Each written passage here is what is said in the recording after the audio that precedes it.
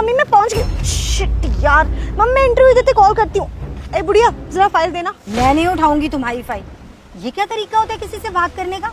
ए बुढ़िया। अबे यार मुझे तेरा नाम नहीं पता था इसलिए बुढ़िया बोल दिया। अब जल्दी से मेरी फाइल उठा के दे, मुझे इंटरव्यू के लिए लेट हो रहा है। ये तुम्हारी लेसेस खुले हैं ना, जब इन्हें बांधने के लिए नीचे झुकोगी तो अपनी फाइल भी उठा लेना। तुम्हारी नौकरानी नहीं हूँ मैं। अच्छा तेरी इतनी औकात कि तू मुझे ये सब बोले? तुम जैसे लोगों की ना मेरे सामने कोई औकात नहीं है। तुझे तो मैं अपने घर का ना काम करने के लिए रखूंगी, क्योंकि आज ना मेरी बहुत बड़ी कंपनी में जॉब लगने वाली है, और वो भी बहुत बड़े रैंक पे। अगर मेरी ये जॉब लग गई ना तो घर पे एक नौकरानी होते हुए भी ना तो जैसी को नौकरानी रखूंगी मैं। बेटा इतना घमंड अच्छा नहीं होता, और किसी से मदद मांगने का ना एक तरीका होता है। क्या तुम घर में अपनी माँ से भी ऐसे ही बात करती हो? एक थप्पड़ लगाऊंगी अगर मेरी माँ पे गई तो। क्यों? अपनी माँ पे बात आई तो तुम्हें बहुत बुरा लगा, और तुम जो दूसरों की माँओं के साथ ऐसा बिहेव कर रही हो, तुम्हें तो ना भगवान ही अकल सिखाएगा। अगर तू मुझसे उम्र में बड़ी ना होती तो एक तेरे कान के नीचे लगाती, समझी? भाग यहाँ से।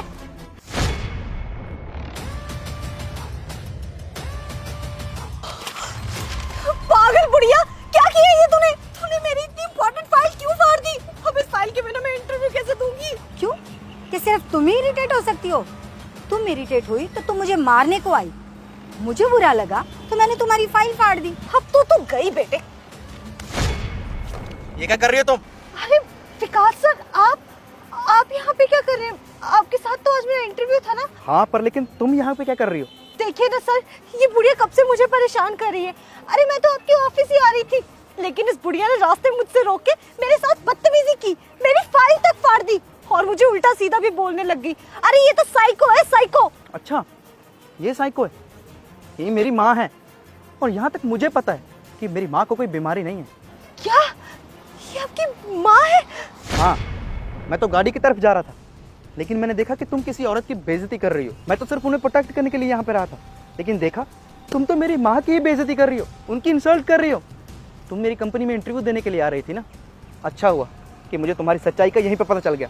नहीं सर, वो तो बस मैं थोड़ा सा इरिटेट हो गई थी इसलिए। वैसे मैं सबसे बहुत अच्छे से बात करती हूँ। रहने दो तुम, मुझे अच्छे से पता है, और मैंने अपने कानों से सुना है कि तुम कैसे मेरी माँ की बेइज्जती कर रही थी। मेरी कंपनी में जॉब तो तुम भूल ही जाओ। कैब लो और निकलो यहाँ से। नहीं सर, प्लीज प्लीज मुझे माफ कर दीजिए, मुझसे गलती हो गई। गलती तो वो होती है जो सडन नहीं होती है, लेकिन तुमने तो ये जानबूझकर किया। तुम जानबूझकर मेरी माँ की बेइज्जती कर रही थी, लेकिन तुम जैसी लड़की ने यही डिजर्व करती हैं। जिस रैंक का तुम धौंस दिखा रही थी ना, और जिसका तुम्हें घमंड था, अब मैं भी देखता हूँ कि तुम्हें फील्ड में कौन जॉब देता है। तुम्हारी जॉब तो गई, तुम्हें तो मैं ब्लैक लिस्ट कर दूंगा। नहीं सर, प्लीज प्लीज ऐसा मत कीजिए, मैं आपके आगे हाथ जोड़ती हूँ। हाथ मेरे आगे नहीं, मेरी माँ के आगे जोड़ो, जिनकी तुमने बेइज्जती की है। आंटी जी प्लीज मुझे माफ कर दीजिए, प्लीज। माफ़ी तो तुमने मांग ली, लेकिन तुम्हें माफ़ी मिलेगी नहीं, क्योंकि तुमने एक माँ का दिल दुखाया है, और उसकी कोई माफ़ी नहीं होती। निकलो यहाँ से।